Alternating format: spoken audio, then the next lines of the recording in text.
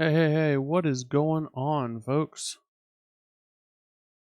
Oh, you know what? I need to mute that real quick.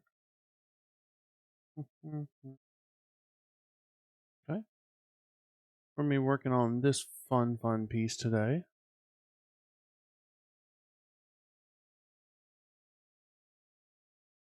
Ooh, it's an Asian water dragon. We've been following along lately. We've been doing an Asian fire dragon. What's up, S. Longberry? Glad to see you dropping in for another view. We're going to be working on this. I consider this guy the brother of the other one. This is another 3D print from that same um Kickstarter. And this is one where like I was supporting it and I 3D printed it and I got all done with it and I kept thinking, man, the support marks on this one are just going to be terrible. And I like did them all, got them all off and I was like, "Oh, that wasn't that bad." And then I primed it. And I was like, "Oh crap, nope, it's bad. Nope, it's real bad." And it was like, another like 2 hours of like snipping support marks off. That's the thing with like support marks and mold lines and stuff. You just never know how bad they are until you get some contrast on the piece, like with zenithal priming or something like that. You just never ever know how bad they're gonna be. And I haven't been able to figure out if these are support marks or part of the miniature. Now I'm looking at the other arm. Hard to say. I think they're support marks, so I probably need to get some of those off at least. Some of them I can probably spin as texture, but you made it in the beginning. You are here. One of the chosen, one of the few. Something, I don't know, something like that. So we are working on this piece. We're just starting him. I'm just going to finish just a little bit of cleanup here. Not a lot. Yeah, I think there's our support marks after all.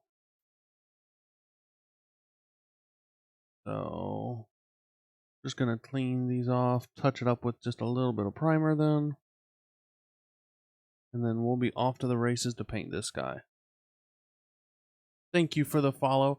The stupid alert box is supposed to pop up when people follow. I swear, like, it just hates me. Sometimes it just doesn't work.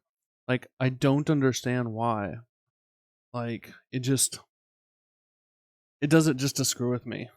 Like, every once in a while it works, and then sometimes it's like, nah, not gonna work today. Like, how boring would that be if I worked today? Right? So we're just taking a little bit of primer here.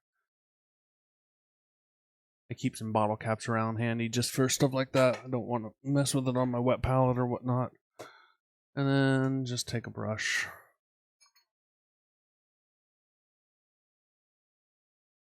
And just touch up little.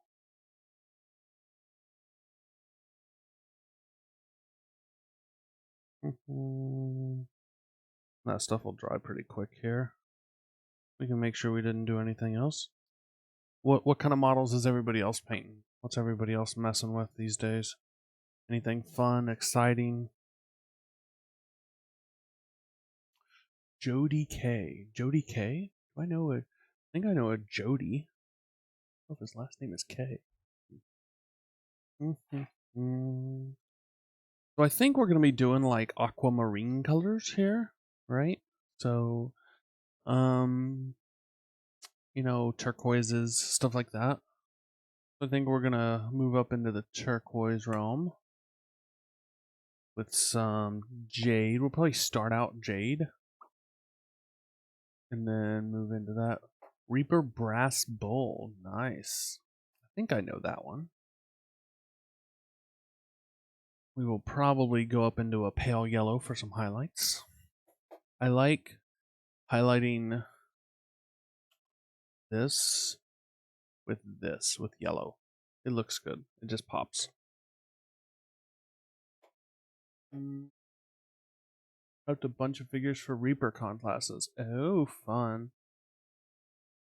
Fun. Yeah, I was invited to teach ReaperCon digitally, and at first I was going to, but I've just got so much going on that, yeah, I don't know. It didn't feel right to teach this year, just time wise. Like, I just felt like I didn't have the right time commitment to it this year. Because prepping classes and committing to teaches really takes a lot of work, and it just didn't feel right this year.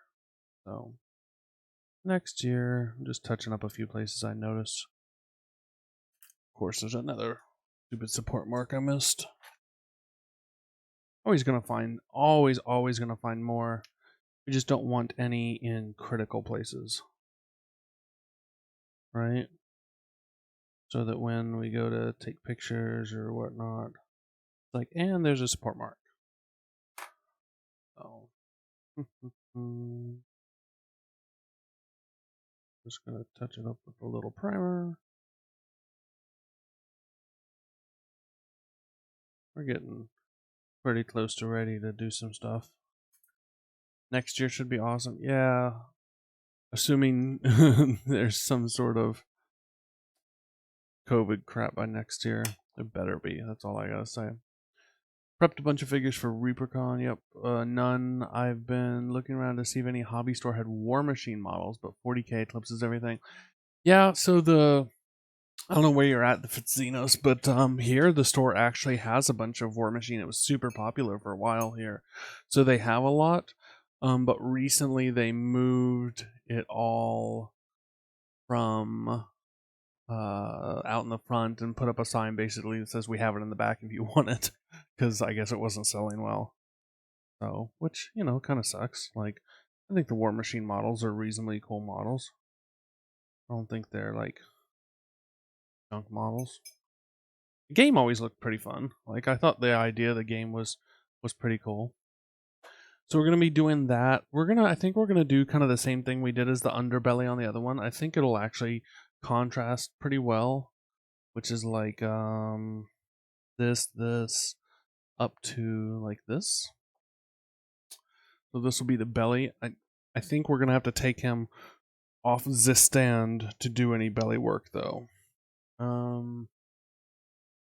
I can see that P3 models having more character. Yeah, I can definitely buy that. I think GW models paint, are a very specific kind of thing, right? So, okay. I think I'm trying to plan. I always plan out pictures because this is painting for a Kickstarter, so pictures are the big thing.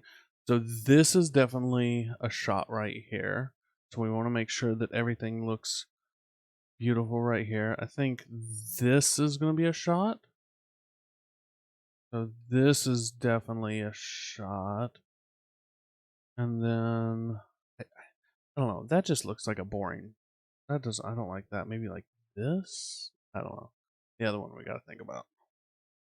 I think we'll airbrush the scales first, and then we'll figure out where to go from there. Showa. Oh man, I was priming this model last night, right? And I was up super, super late playing video games, which is bad. Don't do that. Don't be like me, right? And so I got off and I was like, oh crap, I gotta prime this thing real quick because I really like the primer to sit for a day. And so I primed it real quick, called it quits, went to bed, woke up this morning. Yeah, left the primer in my airbrush gun all night. Totally left the primer just chilling there in the gun. Came up, it had just gunked up and set up like nothing. So luckily, the brush that I did that with is the Badger Patriot, which is like bulletproof. So I just started soaking it, and it'll be fine. It's not the end of the world. If it was like the Infinity or the Grex, like I'd be buying replacement parts probably. If it was the Grex is so dang picky. Like like you look at it wrong, and it's like, okay, I'll clog. Like, I don't like the way you looked at me. I'll go ahead and clog. But it's super comfortable to use. You just have to treat it with an enormous amount of pickiness. And like even if you feel inside the nozzle, like the inside of their nozzle is not smooth wall. It has like a lip in there. Like, isn't that just asking for trouble? Like why would you possibly want to do that? But we're about to use the Grex to do this part, just because it's kind of the most appropriate gun here for this. I have lots of airbrush guns. I have 1, 2, 3, 4, 5, 6, 7? 7? Yeah, I have 7, I think. I use 4 pretty regularly. 1 or 2 of the others I'm probably going to sell soon because I just don't use them. They're good brushes. I've kind of upgraded and I don't use them, so I'll probably sell them. They're perfectly fine. They're great airbrushes. If you're looking for something to move to on an airbrush, I'm probably going to list them on my page soon. So, and I usually offer pretty good deals on used airbrushes. So, but yeah, I'll soak the Patriot, and then I'll soak the Patriot, and then probably run just the body chassis part and the nozzle through an ultrasonic cycle or two, and then finally end it with a little bit of acetone, and it'll come out looking like new. Basically, it'll be fine. It's just like primer is about the worst thing you can just leave overnight in an airbrush. And it wasn't even like a little bit. It wasn't like a few drops. It was like half a cup full of primer. Oh, snap. Really? Like, why? That's weird. Why won't this? There we go. See me rocking out. I'm listening to music. I should put out like share the Spotify list that as I'm listening to stuff. That'd be fun. Okay. Alright, so we've got some Procurl Jade in here. That's going to be kind of the tone of the scales here. I think we're going to have to do the belly with it off of the stand and mostly by hand. Just all the various curves in this thing. I think we're going to end up doing the belly mostly by hand. We'll see. It sure would be nice if I could save a massive chunk of time and do it with the airbrush. So we'll see. This model is not nearly as complex as the Fire Dragon because I don't have to paint all that fire. I just have to decide what kind of tone I want all of the fins to be. If you have a tone you think you'd like to see the fins, feel free to toss out a suggestion. I'm more than willing to... We had a little clog, didn't we? That came out like a rocket. Thought it was spraying a little funny. It wasn't a big clog. It's a little one. What is up, Brutes Monkey? Yeah, this is Procurl Jade. This is a sexy, sexy color. This is just a gorgeous color. I got a more major clog than I realized. What's up, Brutes Monkey? How's everybody doing tonight? Everybody have a good weekend?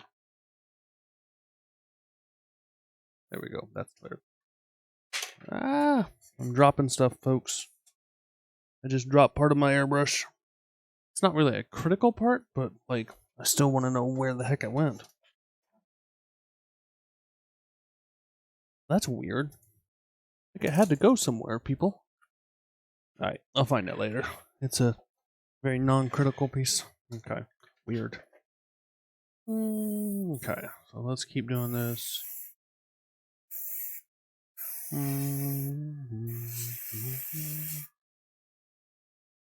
We should play like I start humming the song as I'm listening to it, and you have to like guess what it is. Right? That'd be fun.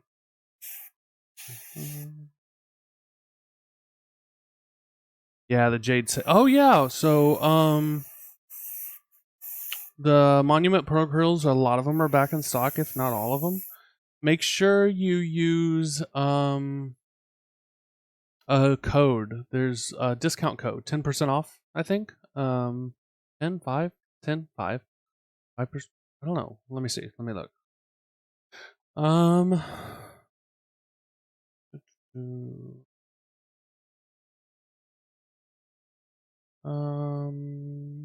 let me find out. If you're gonna order, by all means, let me do something real quick. Just a second. We're gonna make sure you guys are aware of discount codes and stuff like that, right?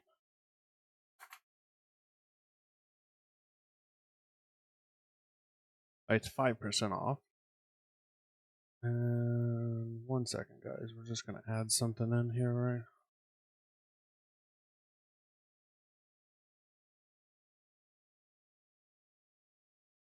And then hopefully that worked. Let's see if that worked.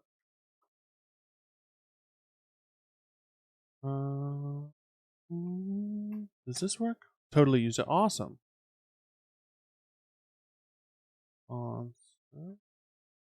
That should work. There we go. Yeah.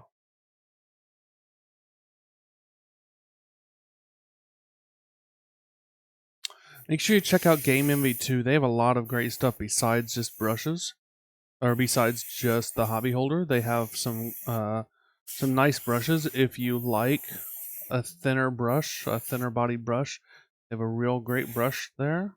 Alright, so this part's gonna be that too. All about getting you guys some discounts. I wish when I'd have bought a lot of stuff there were more discounts. I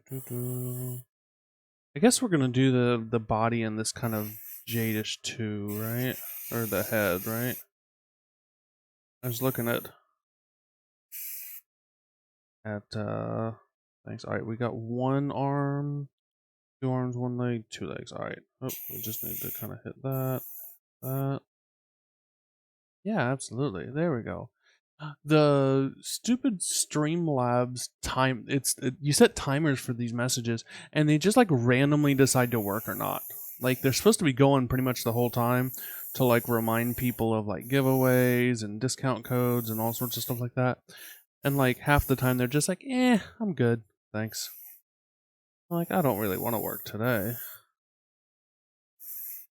So what we're doing now is we're just airbrushing in some kind of base coats just to kind of give us some tone, and we're doing it over a zenithal coat. That color is not right though on camera, to be honest with you. Let me see if I can. That's surprising that it's that far off, actually. Like, that's really strange. Like, it's way more. Does it look this way? Let me see. Yeah, that looks way more blue. It's actually way more green. Let me see if I can adjust the color here. Where's my white balance on here? That's weird because I thought I had the white balance like manually set. So we shouldn't have those problems. But it's always possible. Especially if it gets set off. I'm having to read these menus on my camera upside down though. So that's kind of fun. Not seeing, I don't remember where white balance is on this camera. It's relatively new. Back? Where? Oh, where is your little white balance? I'll have to figure it out for next time, guys. It's definitely a little more green though. Weird. Okay. Alright, I think we're kind of good on this base coat, alright? Let's go ahead. We'll do these. I haven't decided what these little things sticking up are going to be here, so we'll go ahead and make them green in case I want them to be that. And if not, we'll just paint them something different.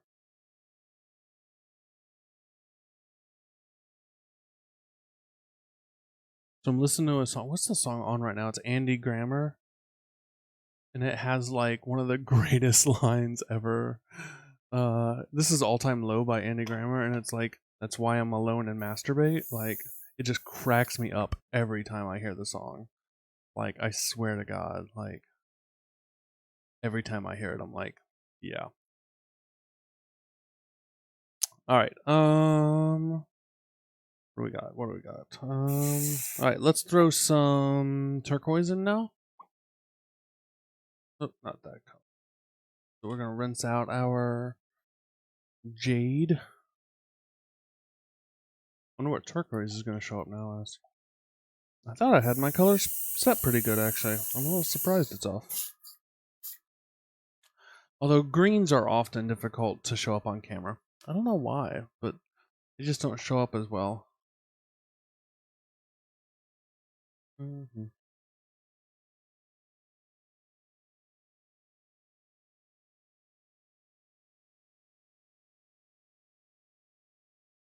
Everybody have a good weekend? Just adding a little bit of this Pro Acryl turquoise in here, a little bit of thinner. Don't do what I did. You should put your thinner in first.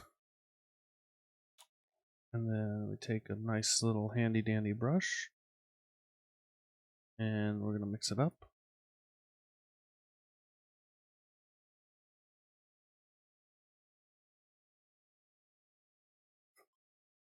Birthday weekend. Birthday weekend sounds awesome. Just do anything fun.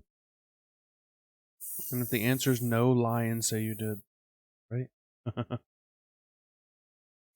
Alright, so we're going to keep a slightly directional light going, I think, this way. Alright? Food and Brood, that sounds pretty awesome. We don't want to hit this straight from the top down, or we're going to lose a lot of contrast on scales and stuff like that. So we're going to keep a little bit of a directional light to it, because it'll help the scales. And it'll just generally be more awesome. And remember, nobody really gets to see the front and the back of your miniature at the same time, right? So your front and the back of your miniature don't actually have to be lit the same. Like when somebody's got it in their hand, they can't look at the front and the back at the same time.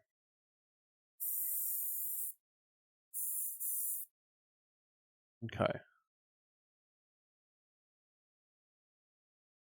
Yep, there we go. Okay, now we're going to add a little bit of our yellow into this.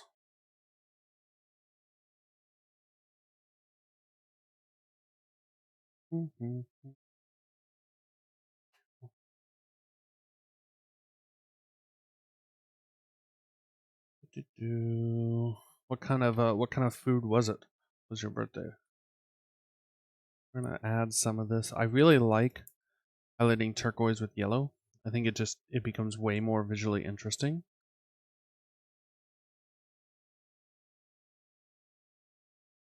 I don't like moving up into just straight white. I think it's boring. So what we'll probably do once we... Alright, so we're spraying out until we get through the rest of our, and then we come and see we've got a much lighter color now, right? My question was, what was the food? Alright. We're gonna have to think about, we need the scales to pop here.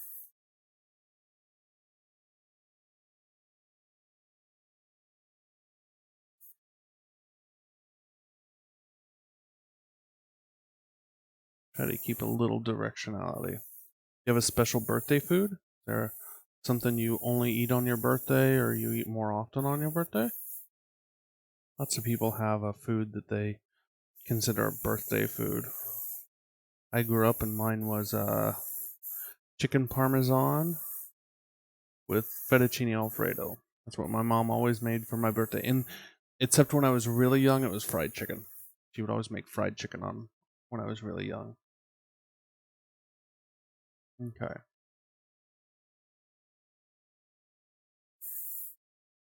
Alrighty. So we've got a lot of our highlights here. And he's in the general tones that we want, but we really need to amp up the scales, right?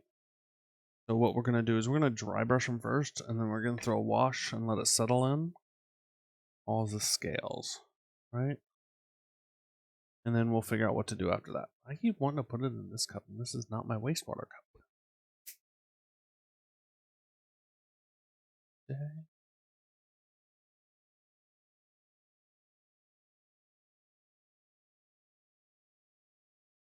If you're going to wash and dry brush, you can either wash and then dry brush, or you can dry brush and then wash. Ultimately, it doesn't matter a lot.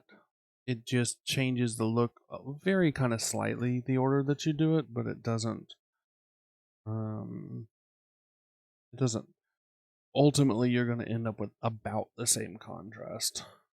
There's people who swear one way or the other that, oh, you only do it this way or something like that, whatever.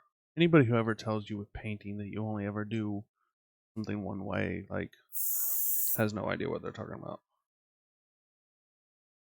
Cajun rice and sausage. That sounds delicious. I like spicy food. I like spicy food a lot. My son used to like spicy food when he was younger, and then I don't know why, like one day he was just like, screw that, I don't like spicy food anymore. Which kind of sucks, right?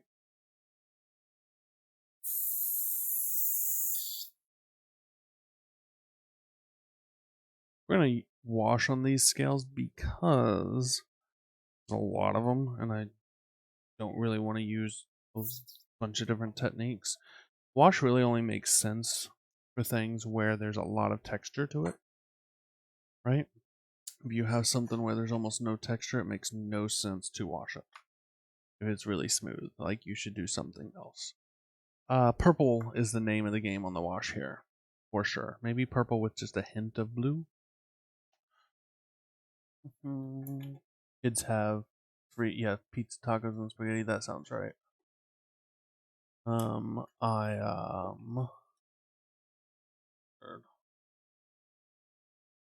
used to, my daughter, trying to find my, yep. We're gonna use, I think we're gonna go all army painter here. My daughter used to be super, super picky. I was really picky as a kid. As a kid, I was super picky. And she used to be super picky, and we'd like fix separate meals. And so I'd end up fixing like one meal for me and like another meal for her.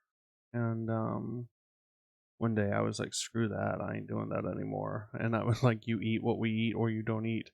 She's like, what? I was like, yeah, like, no more of that. And that was fun. All right, we're gonna throw, this is Army Painter tones, which are their version of washes, right? And we mixed a little blue and a little purple. That's gonna get us the tone that we want for those deep scales. That's kind of the color of deep water, which is what we're going for. We're kind of trying to simulate that water. So this is retarder, right? So retarder makes things dry slower. Okay, so what we're going to do is by adding in retarder into that, it's going to make sure that the wash dries even slower than normal, which is slow. And what that does is it allows it to get where it needs to go without it starting to stain things. So adding a little retarder in, this is flow improver. That's just going to kick up its kind of washiness some. So the retarder slows it down.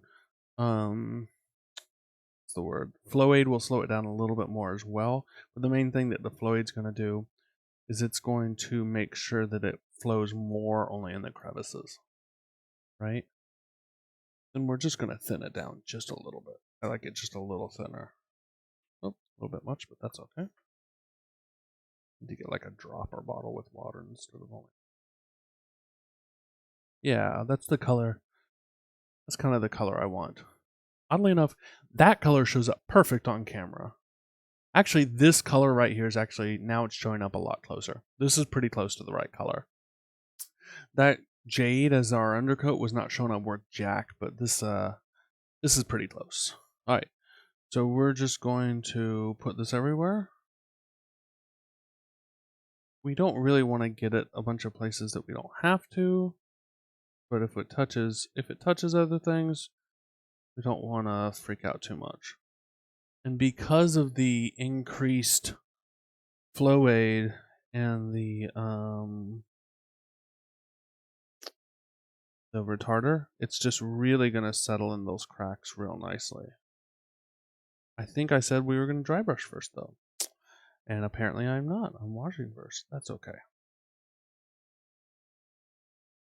I sometimes forget things that I say. But I also said it really doesn't matter that much. And it doesn't. I'm not on screen. You are correct. Okay, Sam. Thank you, Sam. I think you know what? I think my camera's a little forward than it has been. Let me move it a little more. Does that get me? Yeah, this gets me more when I'm more commonly on screen.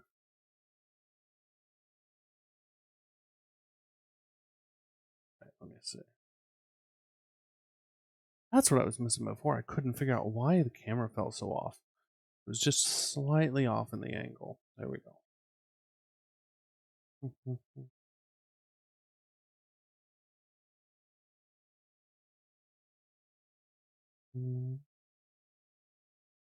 Well, we know Sam is watching. All the rest of you slackers out there were just gonna let me paint off screen.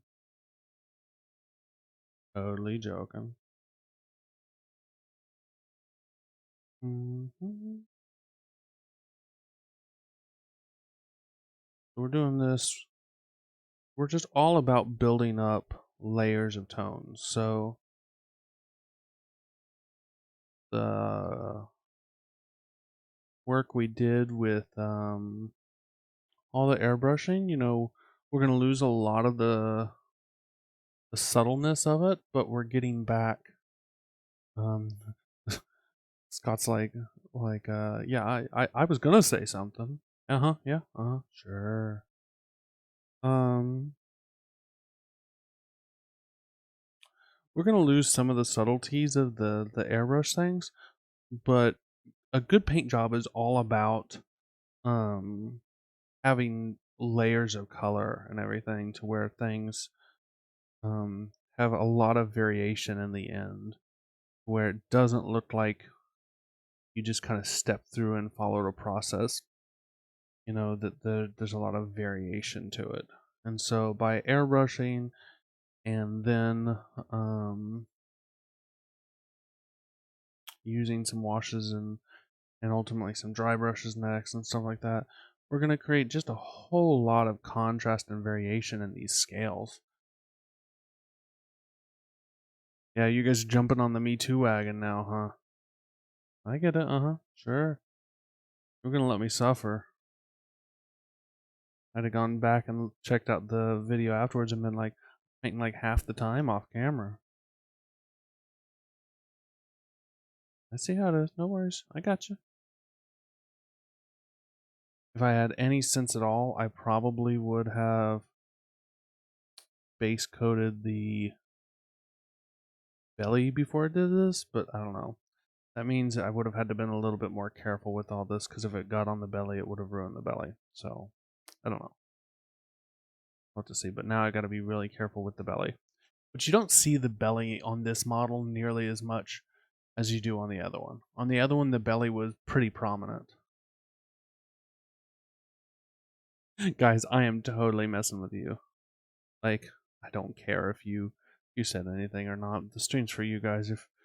If you're doing, I don't care. I'm just totally messing with you. What kind of eye are we thinking for this one? It's gonna pop against this. Need to think about that. All right, we're gonna go ahead and add some there. Even on places where we're not sure what they're gonna be, like I'm not sure if these big spiky horns are gonna be that color or not. We need to go ahead and do it now, because if we do want them this color and we choose not to do it, it's gonna be a pain in the rear to come back to this, right? But I know I'm not doing like his like fin type things this color, so I don't have to worry about those. Bronze eye? I care, right? Exactly. We want to pick up any pooling as we see it. The nice thing about having the flow aid and the retarder in it is it gives us a lot of time to grab pooling without much in the way of coffee staining. If you've never added retarder and flow aid into your washers, you are missing out. Okay, I think what we're gonna do now is we're gonna bump up the what's the word I'm looking for? Contrast a bit on some of the areas that are really dark. There's so many folds and stuff on this.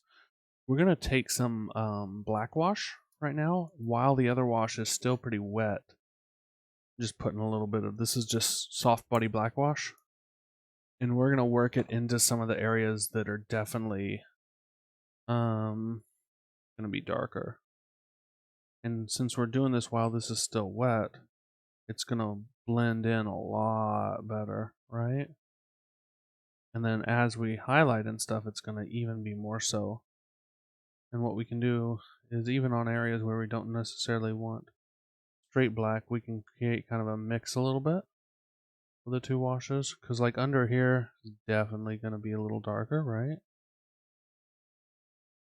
Under here. Because that's under his thing. Under here. So all this, right, is definitely gonna be darker.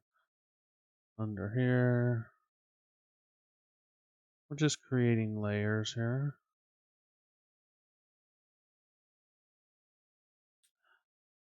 Got a little bit of, what's his name in my ear right now? Probably the most famous singer in the world. Why can't I think of his name? I cannot think of singers' names tonight to save my Irish? Scottish?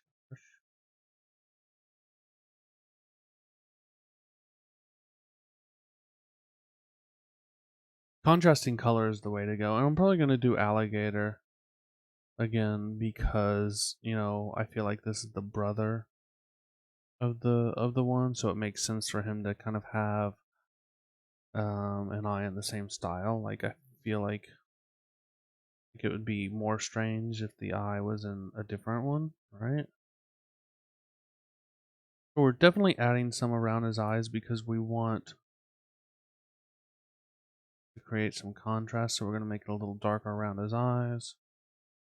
And then we're going to make his eyes a lot brighter, right? We're just working on adding in. This is the point where we're thinking about the volumes of the model, what's in shadow, what's in light, and then also what's just visually interesting. I am not singing. Sam's trying to get me to sing. That ain't gonna happen. I'll sing if somebody else sings. There we go. Sam sings. If somebody else sings, I'll sing. Oh, I gotta look it up. What song is it? What? Why can I not think? It is Ed Sheeran. Why can I not think of Ed Sheeran? Okay. Zoom out just a little bit. Give myself a little more working room. Okay. All right, so we're looking good here. We got to give that a lot of time to dry now. I think we can start working on base coating our you know what, we're gonna kick this off camera real quick, put it in front of a fan, let it dry, because we've got to get that at least somewhat dry before I start messing with it.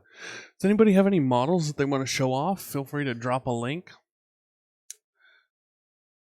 Whilst we're waiting for that to dry, what do you think we look at some other awesome stuff about this guy, huh? What do we think of this? This is like a mouse dude, huh? Just chilling out, waiting for that to dry. I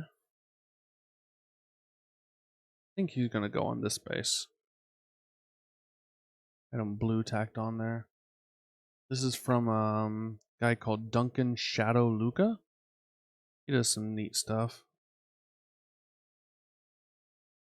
Oh. like a mouse mage. I thought my kids would like it.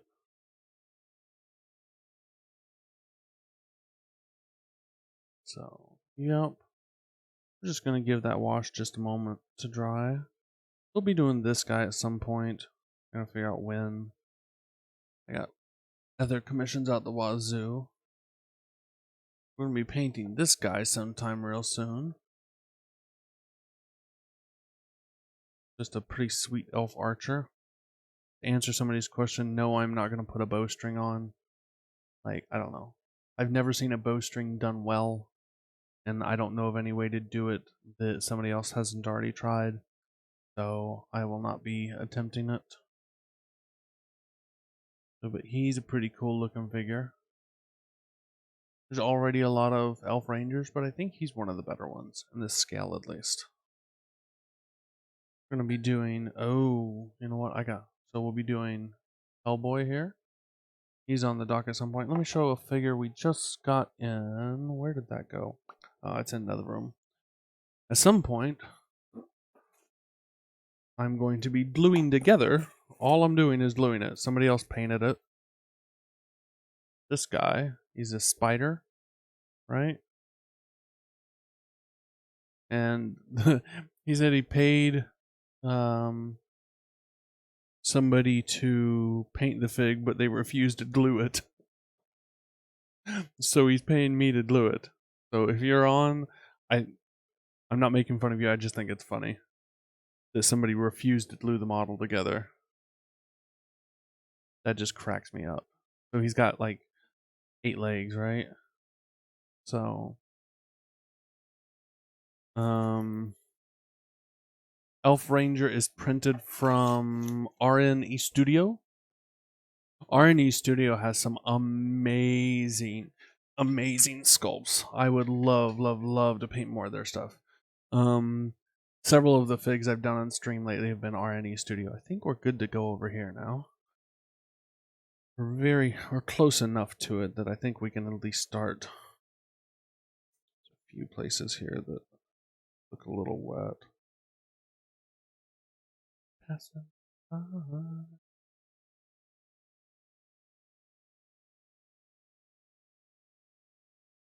Russian Technolog miniatures. Russian Technolog. I've never heard of that before. Is that a company? Like Ships in the Night. We're rocking some Matt Kearney in the headphones now. Ships in the Night. If you don't know that song, it's a really nice song. I like it. I also like Matt Kearney in general a lot. Alright. We're going to throw some coats on the belly. Like I said, luckily the belly is not nearly as pronounced here as the other one. Unfortunately, it's also a lot harder to paint because of the position. Yeah, I was getting there. Thank you, Sam. As I started painting, I started realizing. Sam looking out for me, I appreciate that.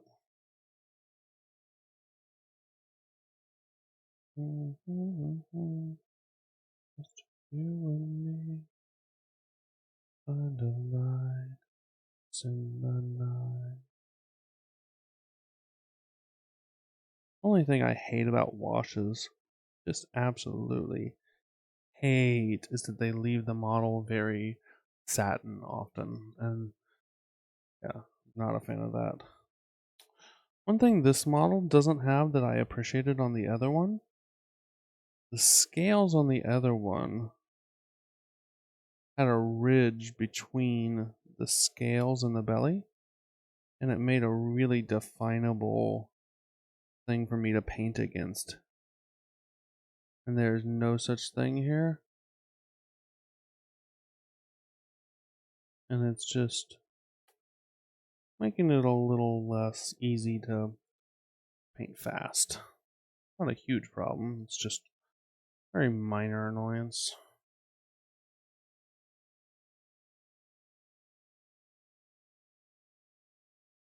Right now I'm just using kind of a craft brush, nothing fancy. I usually don't base coat with my nice brushes unless I have to. I need the precision. I almost need it here, but I'm okay. You know what? I don't think I'm going to want this thing that brown. We're going to come back to that. No, because that's going to be the same as all these other flowy bits. So we're not going to do that. I don't know why I started that brown.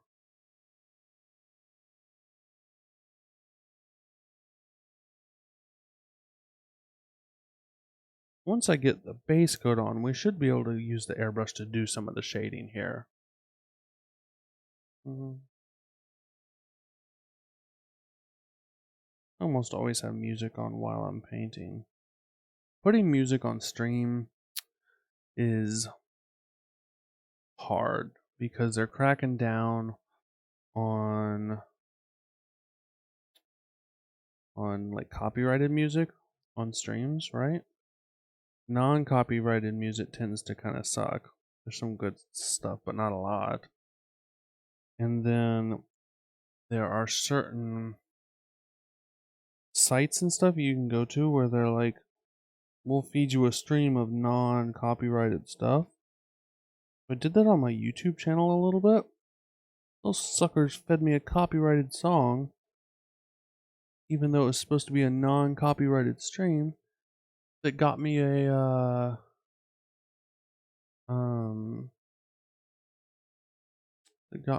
warning from YouTube for playing copyrighted music. I was like, you suck. Like, so Sam, you can play it. What tends to happen is one of two things, depending on exactly what happens. Either they will issue a warning, and then you'll get like some sort of kick for it if they catch you, quote. Usually, I think on Twitch right now it's a 1 day suspension. Or depending on exactly how it goes, sometimes all they do is mute your video, like the video that stays up afterwards. And if that was the case, it might be worth doing just because I like music, but the problem is you never know if they're gonna do the other. All right, man. In Engine, I don't know, Engine, sure. Have a good one. Thanks for stopping in. Always appreciate people coming to hang out. Just generally be awesome. Yeah, the problem is you never know if they're gonna be really bad on you the time they catch it, or if they're going to just mute that section of the audio on your thing. It's totally random, like which one happens. And you have no control.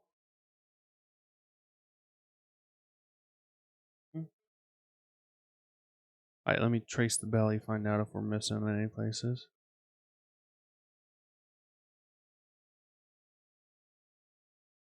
So many twists and turns on this thing. I just had a bug come out of nowhere and fly right into my eye. Like, it like had some like vendetta against me. And it was like kamikaze style against my eye. Like, fuck you. Alright. Let's trace this thing from tail to head. We got brown, brown, brown, brown. Yeah, we're missing a little there.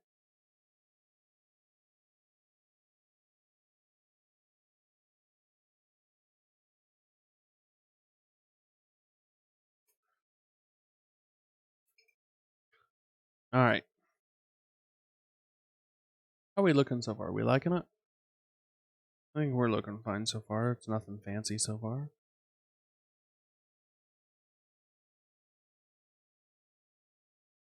We got good contrast so far.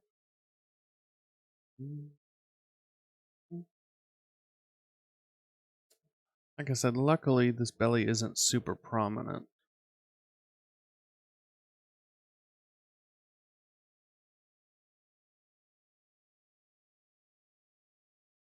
Just gotta decide how much time we're gonna spend on it. Mm.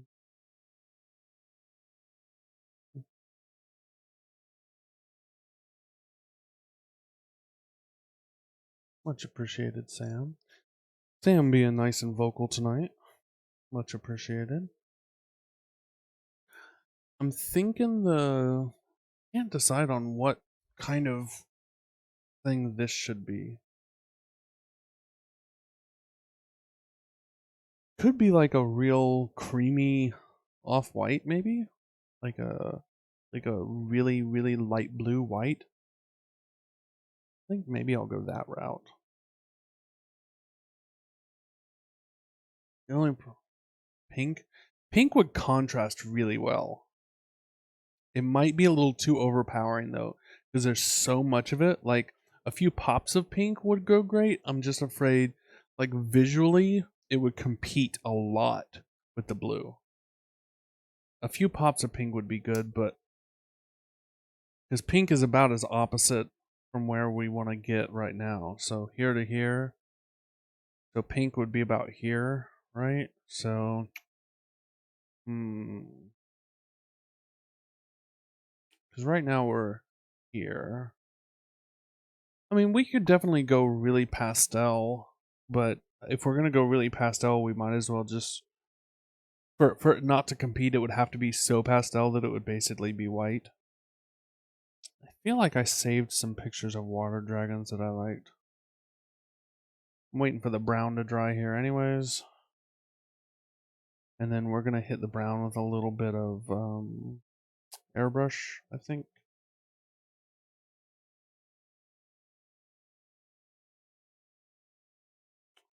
Okay. Ooh, purple. This one is purple and it looks spicy. I like that. Let me see if I can throw this one up on stream. Yeah, I think we're gonna do.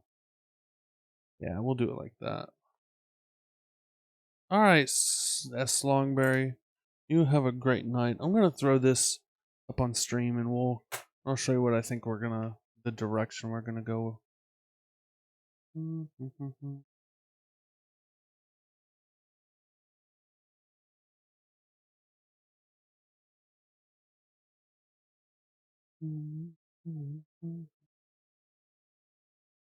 If I can get it on my stream easily, that is.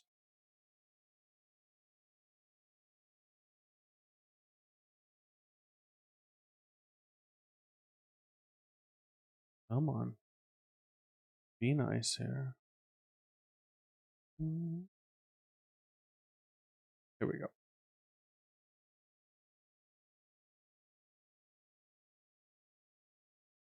Yep. Alrighty. On stream.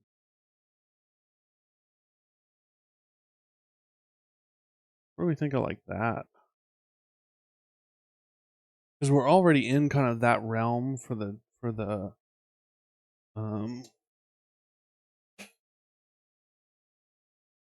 we're already in that realm for the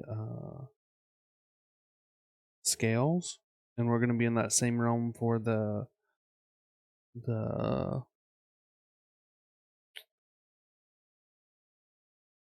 belly. So I think we'll do that, and we'll do purple, and then we'll kind of highlight it up to that magenta. And as long as we stay in this kind of bluish purple for most of it, with little pops of magenta, I think it'll work out really well.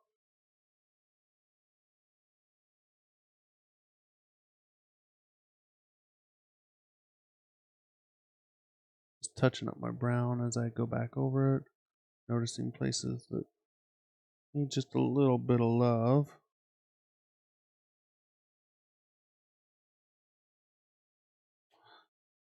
If you're ever not sure about something, always go check out sources online. Like, find out how other artists have tackled problems and how they've done it, and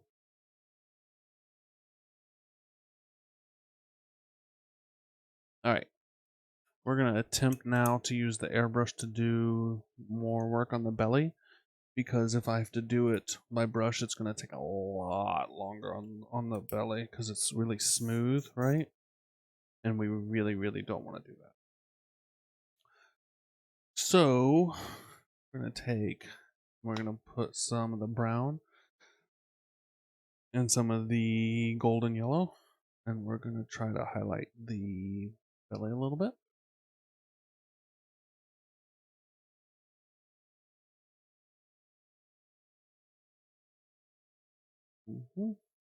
And then we'll move up and up, and finally we'll end up in the ivory realm.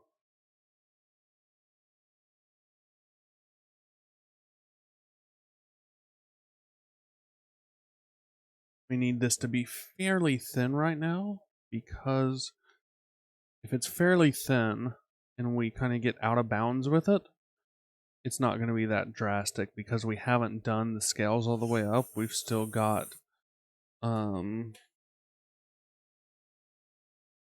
we still have final highlights to do on them, so it's not going to be a big deal if we kind of touch somewhere we're not supposed to touch.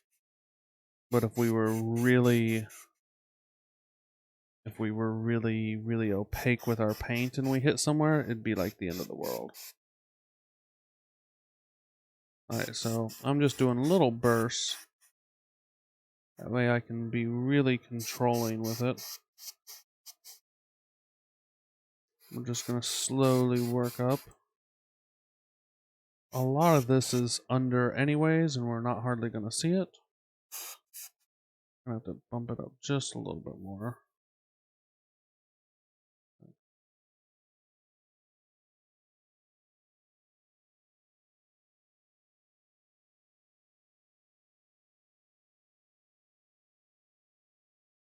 Let me get a sense of the direction. It's painting this figure is so weird, because like I will forget like the direction that the figure actually goes.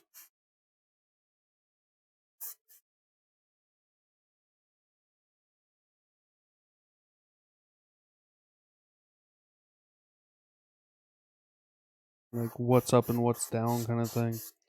I just forget.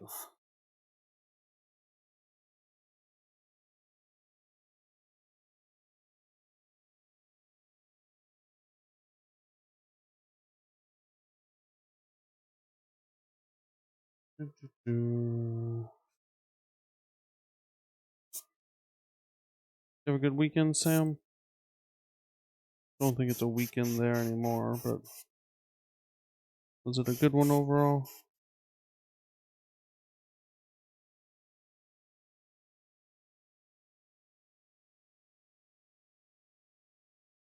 Just adding some real soft highlights here.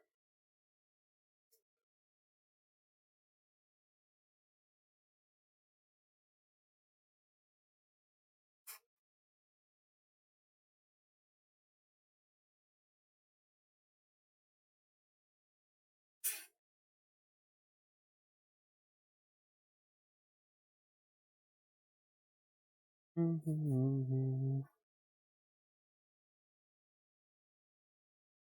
turn my air pressure up just a little bit, make it a little easier here. There we go.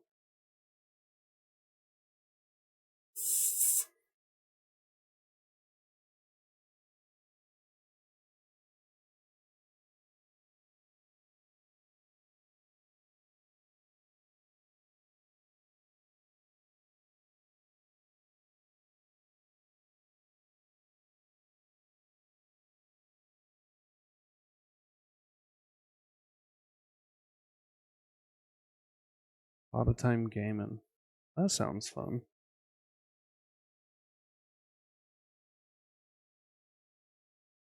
Yup, I only recently started getting kind of back into gaming. It's always more fun to game with someone else, you know? It's kind of a whole different thing.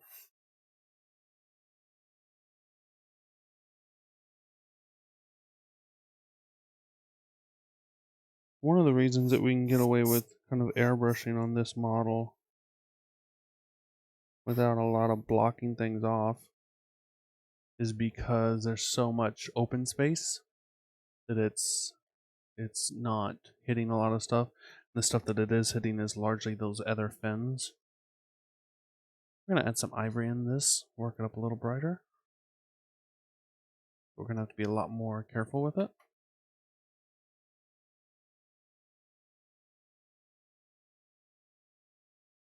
Alright, you know what, I think we're going to spray a good bit out of it.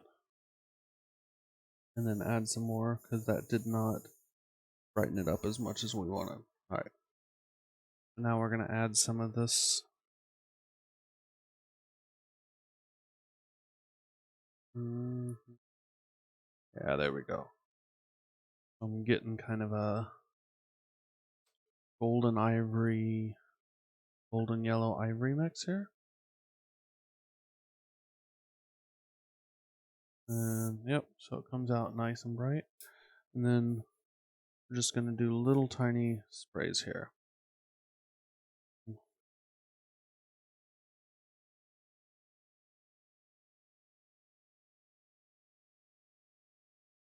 And what we want to do now is start thinking about really where the light's hitting more.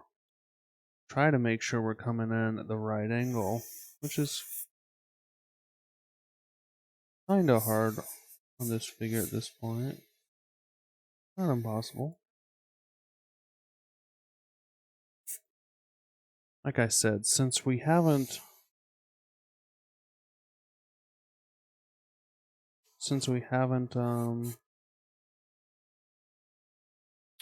highlighted all the scales yet, if we overspray a little bit, it's not going to be the end of the world.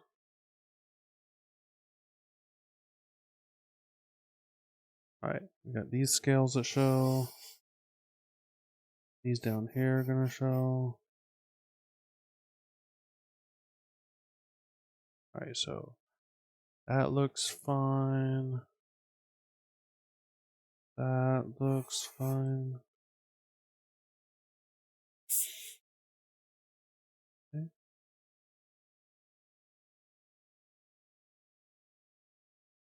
Alright. I think we're doing good so far. So we've got kind of that going on. Okay.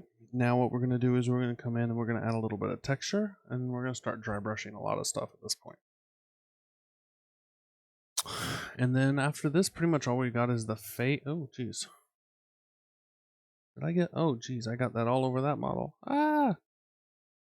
Mayday! Just blowing air over it to push it away.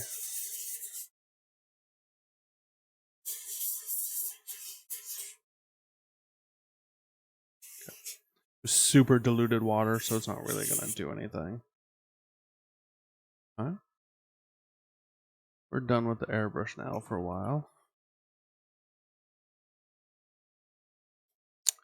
Just cleaning this out. Luckily, this airbrush is not as picky as some others. A little picky, but it's not too bad.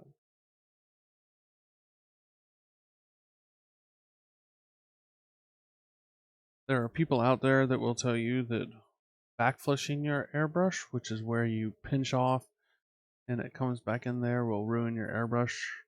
No, it's not going to ruin your airbrush. Is it the best thing in the world for your airbrush? I mean, as long as your airbrush is properly sealed and stuff, it ain't going to do anything. If you've already got a bad airbrush, it might make it worse. That's possible. But on a quality airbrush that's running well, it's not going to do. Wrath of Kings, nice. Hearst model, oh wow. Those things are heavy as hell though when they're cast. The Hearst model stuff. Like if you're making it out of the Hearst plaster, like, good gracious, like, back up a truck. That's awesome though. Like, making it for a local gaming group is fantastic, man. That's awesome. So what I did out of the Hearst stuff, because I was super impatient and I didn't want to make it with their casting stuff. This is a rock from one of the Hearst cast stuff that I was going to use for something. And what I actually did was I used UV resin and a UV resin floodlight.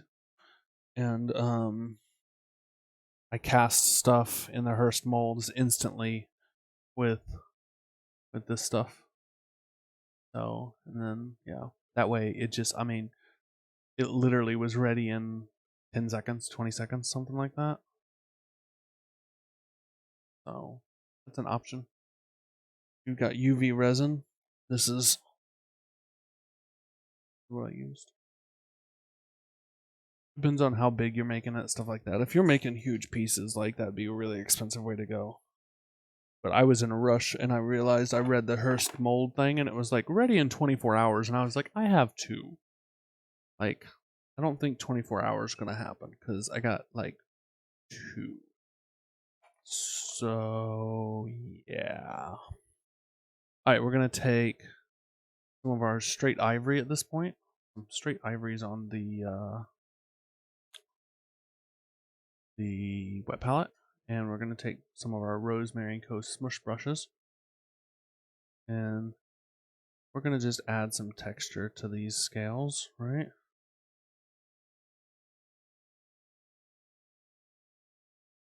Because when something is only airbrushed, it looks hyper smooth, and hyper smooth is hyper boring.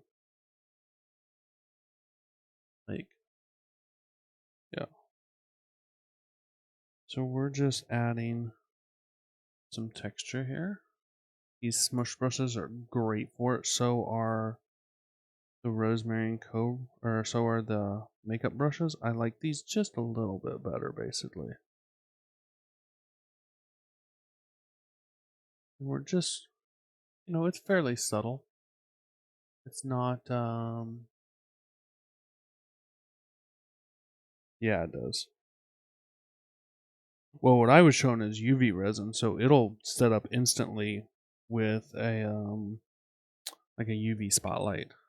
Like I have a UV spotlight that I use for stuff, and it literally sets up in a few seconds. So,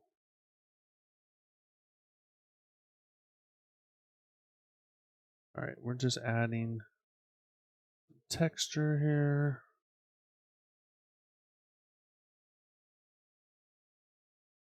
Yeah, the dental stone is, it has its place, but it's so slow and it's so heavy.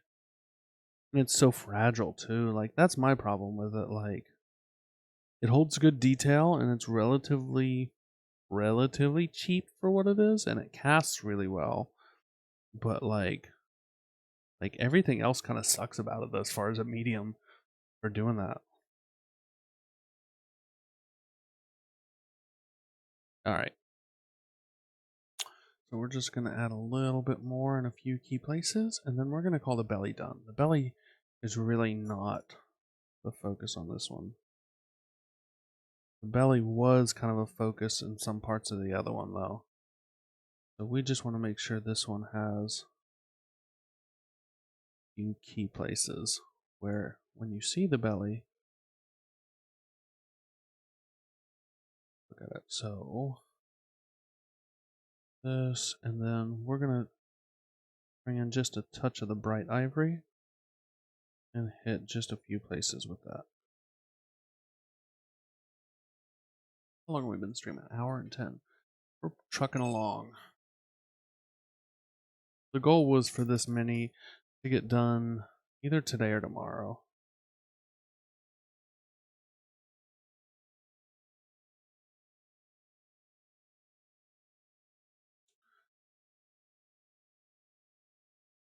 I was talking with one of my mentors earlier about commissions and painting fast, and we were both talking about you just when you're on commission timelines, you just come up with techniques for doing things faster than you would otherwise.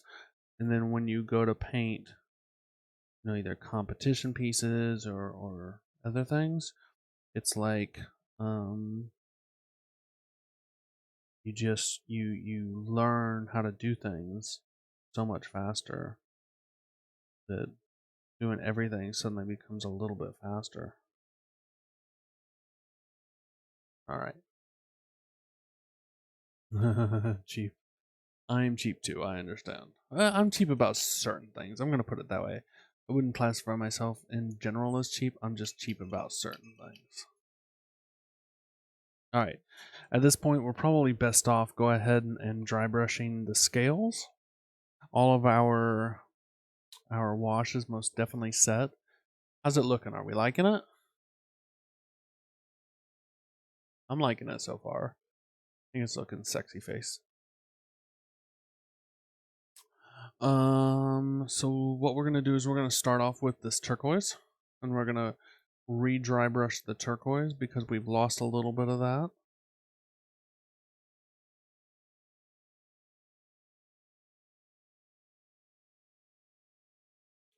And we're just gonna take one of these Rosemary & Co. smush brushes. We're gonna focus on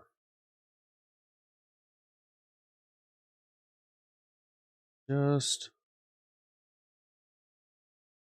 reinforcing the turquoise bits here.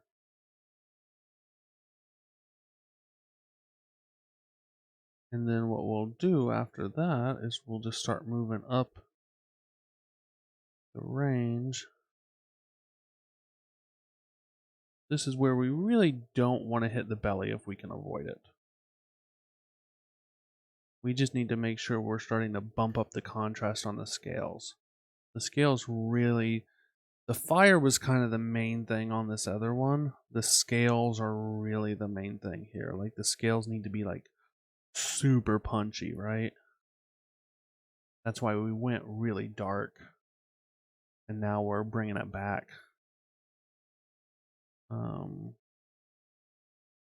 Into this range because they really need to pop. The next couple of steps is where we're really going to see them pop here.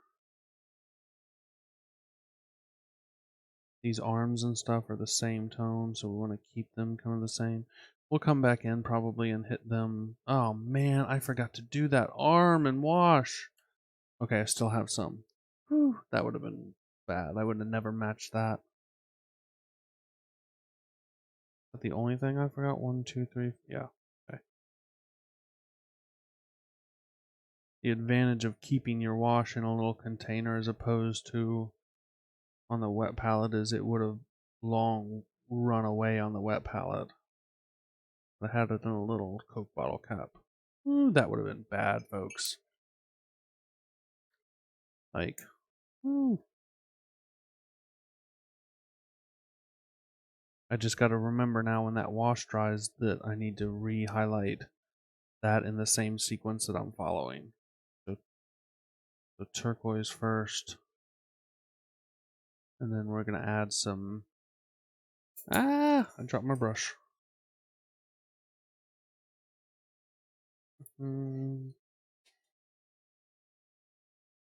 Ah!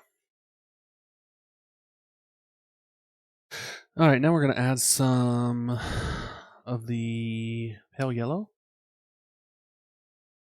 The deal, if we really want these scales to pop, is to not take too many intermediate steps. We're going to take one here by mixing some pale yellow into the turquoise, but then we're going to go straight to pale yellow. We don't want to take a bunch of intermediate steps because the brush here is going to do a lot of the work for us as far as blending. See how immediately that just really pops a lot more, right? So we want to let the brush do its work, but if we make a lot of intermediate colors, what's going to happen is the scales are not going to pop nearly as much. So we're going against the grain here. We got basically at this point we've got a really light turquoise on the brush. Trying to make sure we hit all the places that are definitely kind of in light, right? Make sure we're leaving some like places like down here more in shadow, but just catch a little bit. Make sure there's a transition there. I have not rinsed out my brush yet. If you rinse out brushes like this as we're working on them, it makes your life a lot harder. If you're doing like a nice pointed round brush, you definitely would be rinsing it out a lot. Okay, so it looks like I might see some kind of down here, a little bit down here. At this point, I haven't really been touching the legs too much because we had to wash that one. So I'll just come do the legs separate so they're all the same. Just highlighting scales here.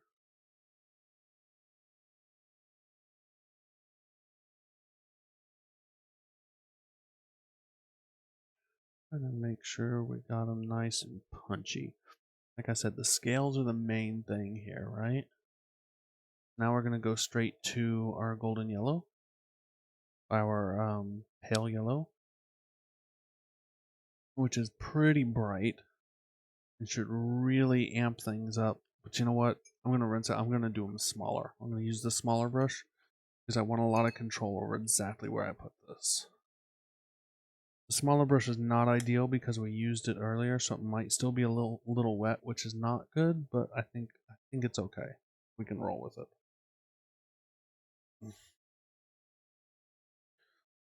But yeah. But you can see that just really punches. And that yellow is a much more interesting highlight.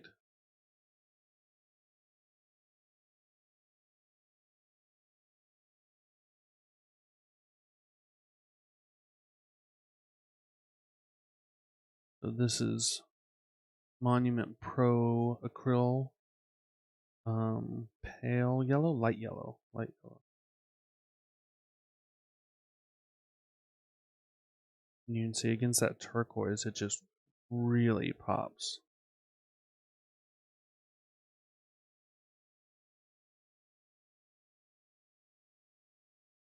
Just trying to, when we go to really paint the dragon face, a lot of our work's going to be done because we've been kind of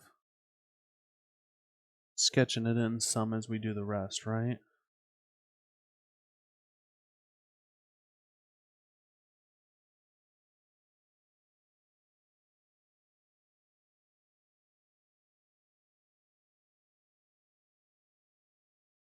Okay.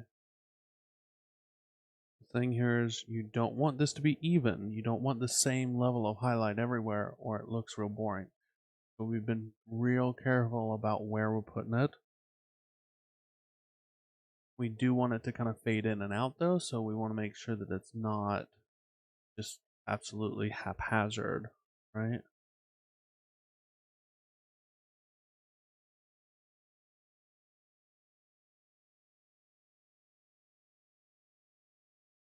Alright. I think we're about good on the scales. Do we like the scales? Do we hate the scales? I like the scales. I'm happy with them.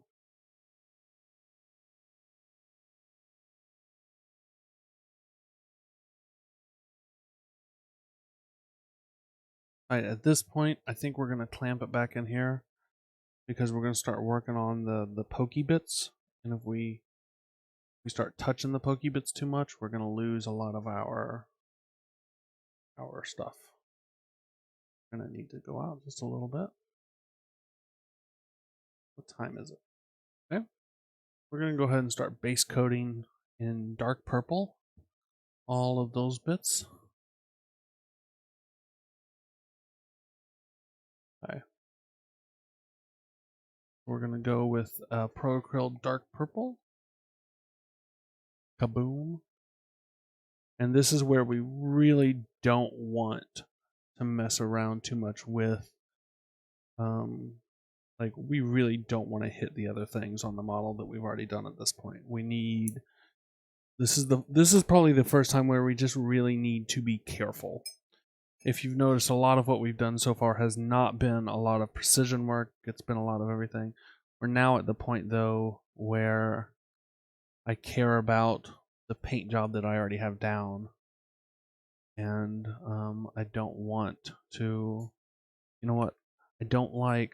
Oh, you're never gonna see that top down. Oh, I was gonna say I don't like this right here. It just kind of ends right there.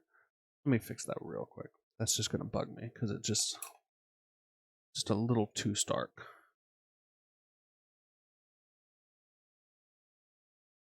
You would never ever see that on a picture, but I will see it. See if we can just ease that up a little bit. A little bit. Yeah, sure, a little bit. I'll convince myself that's a little bit. You'll never ever ever ever see that though. Okay.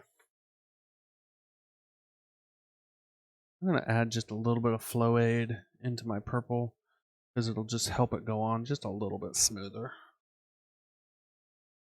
Flow aid reduces the surface tension of paint and just helps it go a little bit smoother. You don't always need it, it just depends on exactly what you're doing. But in this case, it's gonna be what I need for this kind of if I had a very flat surface, it also helps because it reduces the chance that it will kind of pool up on the surface. At some point we still need to address the arms, but we're not going to do that yet. This is where we start having to be surgical with stuff.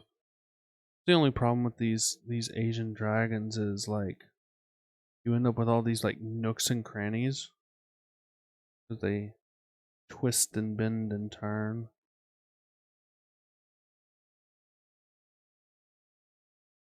My client yesterday, we haven't even talked about a price for these two dragons yet. Like literally no like he has no idea what what I'm charging him. And he goes, so I'm sending you some more work because he's sending me some sort of writer like I think like a folk hero, something like that. I don't know. And he's like, "Do you want to send me a bill now, or do we just want to wait?" And I see like the damage all at once, and I was like, "I don't care either way, because like I trust that you're gonna pay it because I've done enough work for him before." I was like, "But you need to decide if you want a series of heart attacks or one big one, right? Like, which is better? I can't tell you whether or not you're you're gonna have a big heart attack or a small heart attack, right?"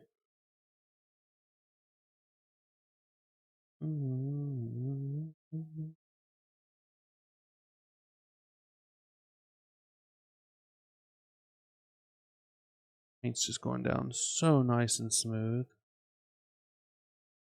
The goal here is one coat if we can get it. We really don't want to be putting two coats down time-wise. We can help.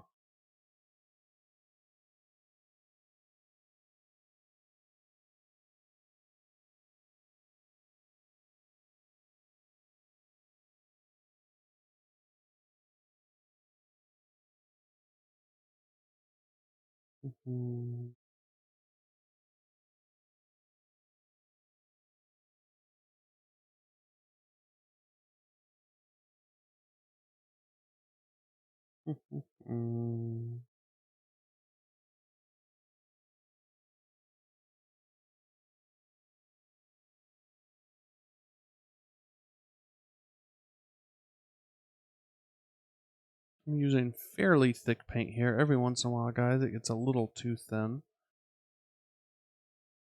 There are painters that always use two thin coats. I am not one of them, if you're just watching. I always, especially when base coating, if I can get away with one color, I'm getting away with one color. We gotta do all these little bits by the face now, don't we? Before I forget.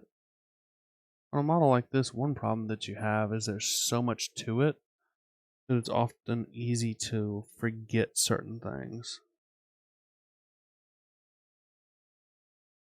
Like, you'll just very literally forget that you haven't done part of it.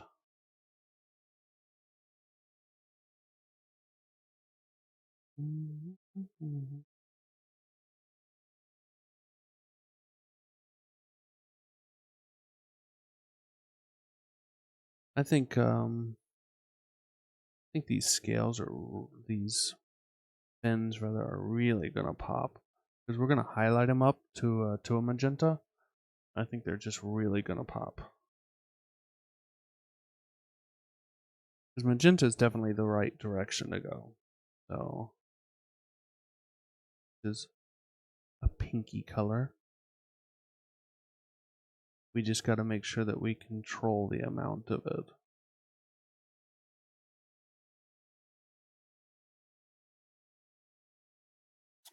Color balance is something to think about when you're painting miniatures.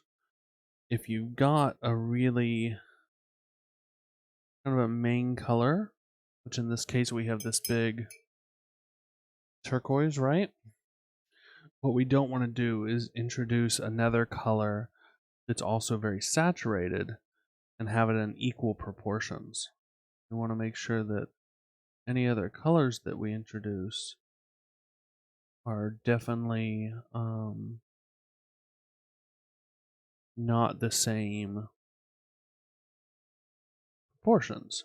They need to not compete with our main color if they're very saturated. So because color wheel wise, let's go back to this, and we're right here, we're putting something in that's over here, so we're still over on this side of it, right? So these colors will work well together without really competing.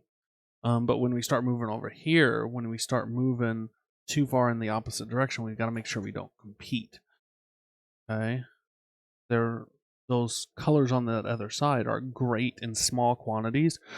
They will just pop in small quantities, but in larger quantities of your visual space, they will just completely annihilate any sense of cohesion that you have.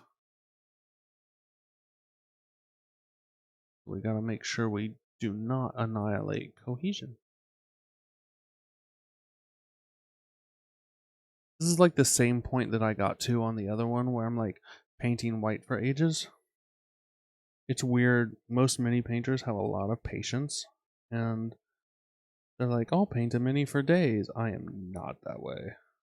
Like, I do not have patience. That's why I learn techniques and skills from mini painting that allow me to do things fast.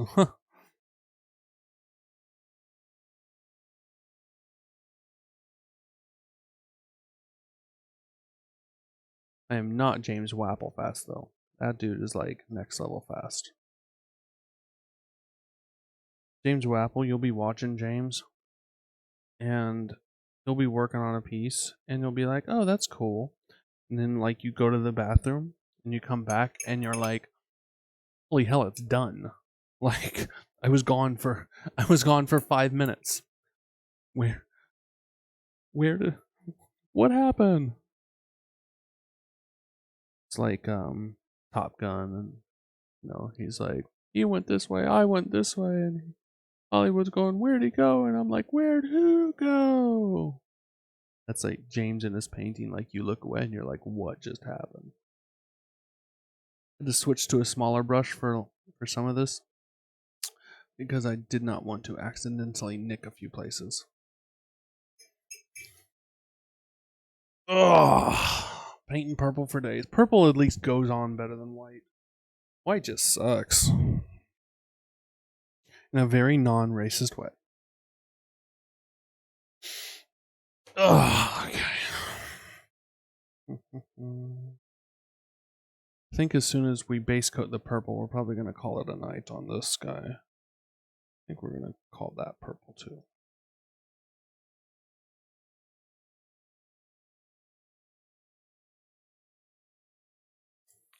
If you've got pictures of anything you're working on, feel free to throw them up. We are a link friendly, I think is what they call it on here. Within reason. Just please make sure that it's, appropriate. If you're going to post something that has a lot of nudity or something that you're working on, if it's a painting of a naked woman or something, it's fine. Just please let me know so that we can warn people. nudity in arts is a thing, so I'm not gonna freak out about it. But people deserve to know that that's what they're gonna open, in case they're in a different time zone at work or by kids or something. You're a very slow painter. There's nothing wrong with that. Like, I just don't have the patience for it. Yeah, Wapple's fun. Like, he's a good guy too. Like, I got to sit with him and we painted a lot at ReaperCon last year. And I've talked on and off with James for a long time. Like, he's such a good guy. And he's just so funny about his painting. And oh man, I just totally. Ah! I just effed up right here. And I'm making it worse.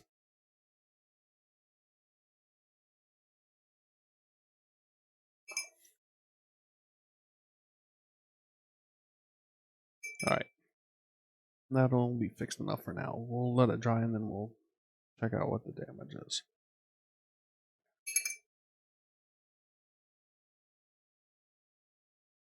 Okay.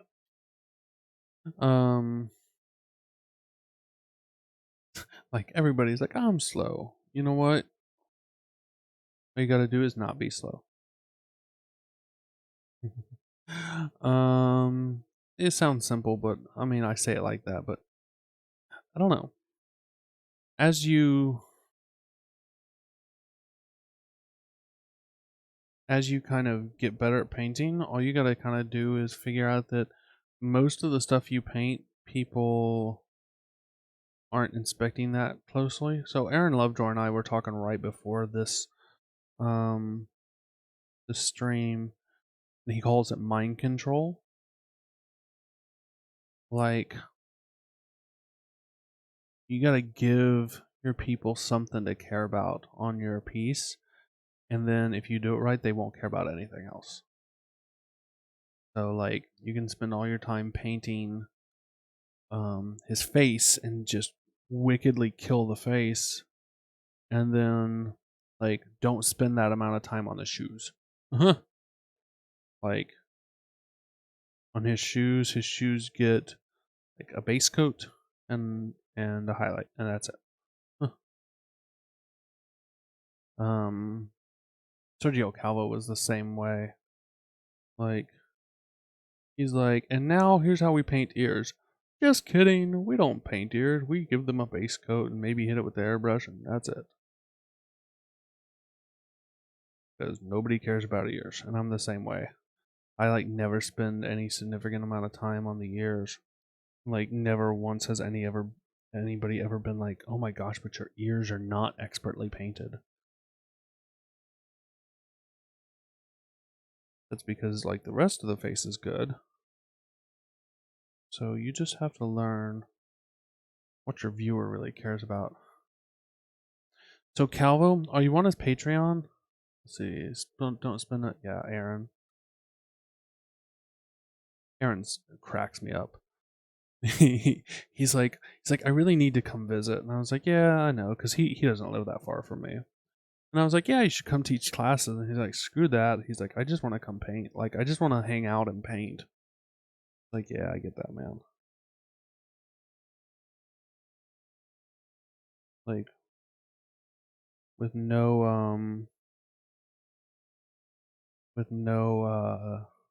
conventions or whatever, people are kind of missing the whole social aspect of painting that they kind of normally have. Well, I can tell you, I took Calvo's class in person last year. He came to Atlanta. I actually got to be his guide around Atlanta for the day. One of his guides, he had a couple. Um, and I can tell you right now that his style is, you're gonna have to be really good with an airbrush. That's just the gist of it. Like, if you're not really pretty good with an airbrush, like, pick a different painter to follow. um, he talks about how he does other brush stuff, and he does, but the stuff that he's known for, the pieces of his that are just kick ass, are the pieces where he basically sketches in by brush, and then I I don't. Last time I was on his Patreon for a couple of months right after it started. Last time I was on his Patreon, the one thing that he really didn't disclose was the length of time that he spends on his, because he sketches in and then he airbrushes a lot. He airbrushes for like a day and a half straight. Like, I don't mean like a couple of hours. I mean like 8 to 12 hours of nothing but doing very fine airbrush glazes. Like,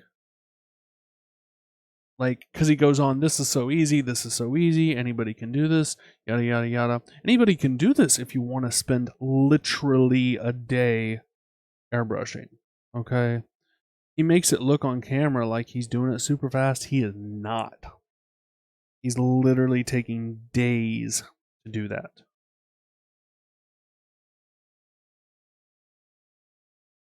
So don't let yourself be fooled into thinking that he's like sketching some stuff in and then like 20 minutes with the airbrush and he's done. Because that's what it looked like on his Patreon to me. And even in class he didn't really kind of talk about that until like I'm talking with him in person and some other people. He's like, oh yeah, I usually spend a day or two just airbrushing after everything. Oh, okay, well that makes a lot more sense. Yeah. It's like paint some and then glaze for days. I mean, it's amazing stuff. It is. He's one of, if not the best painters in the world. It looks like my leg washes are dry, so we're gonna go ahead and mess with those before we bother to base coat the purple, because it's gonna mess up my purple if I base coat it after that. He's super nice guy though. I introduced him to Shuffleboard? No, what is that? Some game they have at main event, and he was like, "This is awesome." It's like, yeah, it's fun, sure.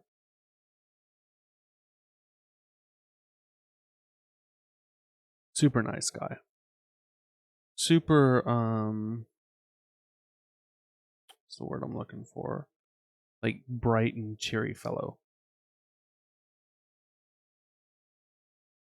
We're just trying to brighten these up a little bit, and then we'll come back in with an actual brush and detail these arms. But right now, we're just trying to get them in the same realm as everything else.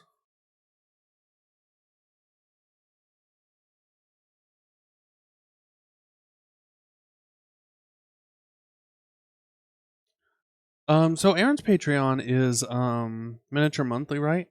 So Miniature Monthly is, I think, probably, if you're like a tabletop level, mid level painter, and you want to level up, and you need like an encyclopedia of all of your options of any kind of potential technique out there, like, it's amazing for that. Like, it all right, see you, Dragon Eye. Thanks for hanging out. Um I think Aaron's is amazing for that, because they touch on like everything. Like, there's almost nothing that his Patreon doesn't handle. Right, we're just sketching these in a little bit. Like, this is super rough on the legs, and that's okay. We're just trying to get the overall idea. Um, he's got everything from basic things to really advanced things. Um, so for that, it's really kind of cool.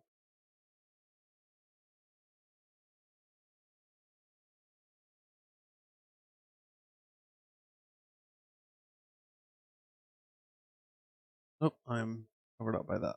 All right. Alright, we're gonna go ahead and do the purple on the arms, and then we'll probably call it a night after that. One thing I cannot tell you enough that's how awesome is, like, Aaron's one-on-one coaching is just amazing. Like I think it's kind of pricey, but getting the one-on-one where like you show him work and he gives you feedback and stuff like that, that stuff's amazing. Like there's just all these kinds of insights where you'll just literally be like, I never even thought of it like that. Like he's just like dropping knowledge bombs like they're nothing.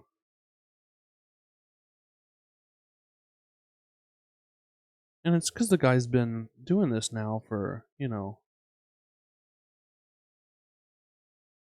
he's been painting all of 20 something years, right?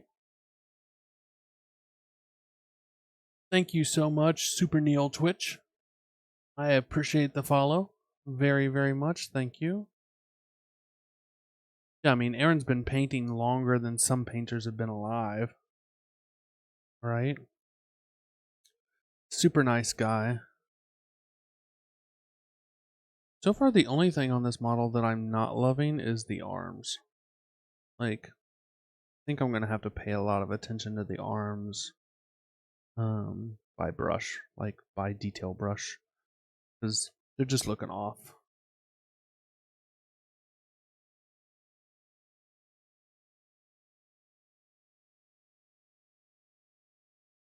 I don't think they're all sculpted the same either. Like they have a different number of like scales and stuff. It's kind of weird. Because like this one has no scales. This one seems to have one like weird thumb scale, and I guess maybe this. Yeah, this looks like that. I guess this could be one. Sure. This guy has a full-on fin down there. Plus, he's got like scales between thumbs. I think some of the others might. You can't really see them. And then this arm up here, yeah. Yeah, they're just really, the arms I think are the weak point of this one.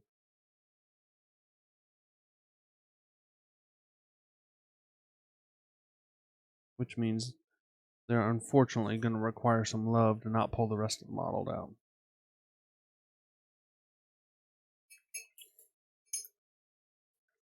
Vince is good. Yeah, Vince is amazing.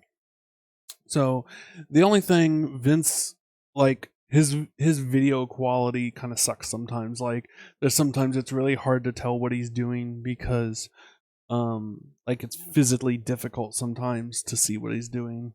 I wish he would invest in better equipment. But you know, it is what it is. But his actual knowledge is epic. Like, yeah, I learned a lot from Vince as well. Um, Vince and learned a lot from Dr. Faust painting. Did a lot of those videos growing starting out. If I had to pick one thing though that I think had the most impact on me starting out and like leveling up was definitely the Reaper Learn to Paint kits. Like those just really set you up for a win. Like I feel like if you do those, you're starting off on the right foot.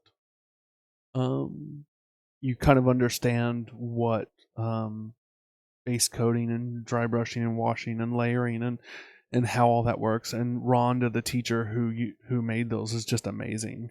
Like she's probably the best teacher I know. All right, guys, I think we're gonna call it a night on this. I may give it a shot of ultra matte between now and then, and kind of decide what we're gonna do on the arms because I don't like the arms even a little bit. And then we'll be working the purple up to a magenta. Probably we'll see. I might stream tomorrow night. Just depends on how tomorrow night goes. And then, yeah.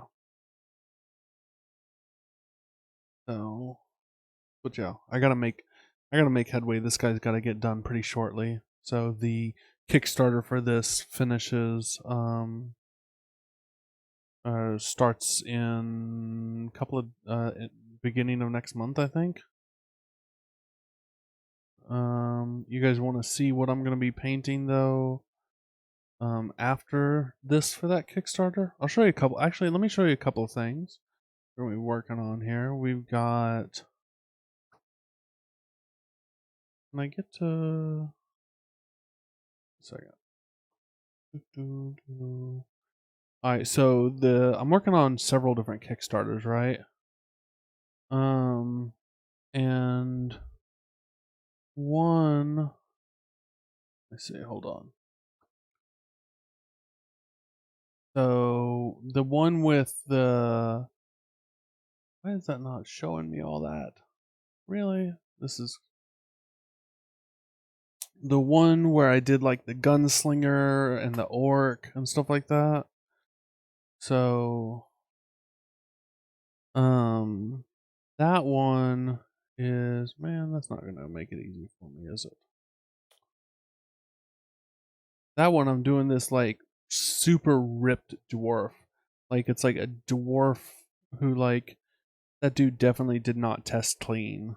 Like he's got some roids in his system. I think his muscles have muscles. I'm trying to find a good picture of him. Let's see if come on. I'm trying to scroll up here. But that Kickstarter has so many amazing things. And he's been describing, so just a second, I'll show you this. This is really cool.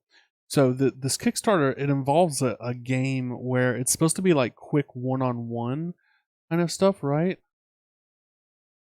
So it involves basically like a combat arena where you're doing this kind of, and then there's another figure that'll be faced off against him in there.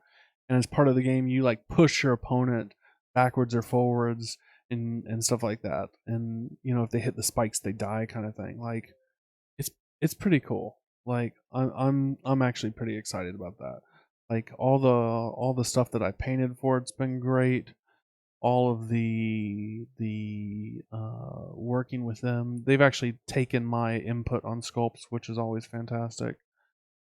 So that's been fun, and all of the models are just looking amazing for it. We've got a dragonborn paladin coming. They got some terrain coming for it. There's this wicked looking like female samurai. What's the Kickstarter? That one is blood on the blood on the. I'll have to go dig it up.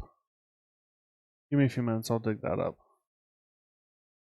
So, come on. I'm trying to find this stupid picture. Like, why is this not? Why is it not cooperating me? Oh, well, that's not where. Come on, where are you? But the nice thing, like, working with the Kickstarter for this one, like we've even contacted a guy to do art for the cards for the game, so like the cards actually have like real art, and it's been a lot of work. So just working with the guy, Greg, on all this has been fantastic. And Greg's a character too. Like if you're in the 3D printing community at all, you probably know Greg. He's the one that's famous for doing supports and stuff like that. So it's his Kickstarter, and um okay, here we go. This guy. A second. All right, finally. All right, so we're gonna be painting this guy probably towards the end of the week. Dude is like totally roided out, for better for worse, but it's actually like in person. It looks super dope. Like, yeah, it barely looks like a dwarf though. Like he's a very tall dwarf. We got that guy coming. He's coming down the pipeline. Okay. And then the other one, this won't take nearly as long to find. Yeah.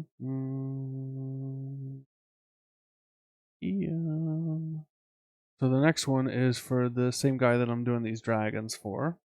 And this one is called Asian Adventures Kickstarter. And we're going to be doing this model, which I've actually never done a mounted horse model. We're going to be doing that guy. That should be fun. That's going to that might be the end of the week. He's more pressing. So that'll probably be end of the week and next weekend. So, yeah. Got a lot of exciting stuff coming up for you guys to see. So, lots of painting. Lots of never painted a horse, so that'll be fun.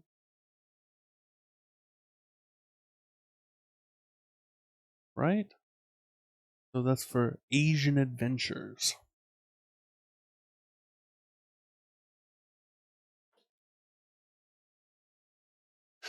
Alrighty. Any questions before we call it a night? Comments, things we like, don't like, hate. If you got suggestions on the model, feel free to drop them. And yeah, feel free to let me know what you think would look better, and we'll see how it goes. Probably gonna break out the airbrush to do some of this work. We'll see. I gotta decide how we're gonna do all these fins. Again, I hate doing stuff by hand, so if we can do it faster, we will.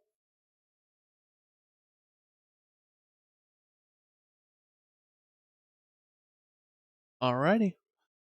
Well, ladies and gentlemen, boys and girls of all ages, we're going to call it a night. I think we're right about when I need to be stopping anyways. Thanks for hanging out tonight. If you're not part of the Facebook group, but you're on Facebook, by all means, go join Facebook and we will hang out more there. Let's find somebody to raid, huh? What do you think? Should we raid? Let's see if anybody interesting is on that we can drop in on them and be like, hey, raid channel. I don't want to do either of those. If you've got somebody you know that's on, like, please let me know. Anybody on? I'm not seeing anybody on that I know. We can go drop into Felicia Day's Dungeons and Dragons. Anybody miniature figures? I don't see anybody I know.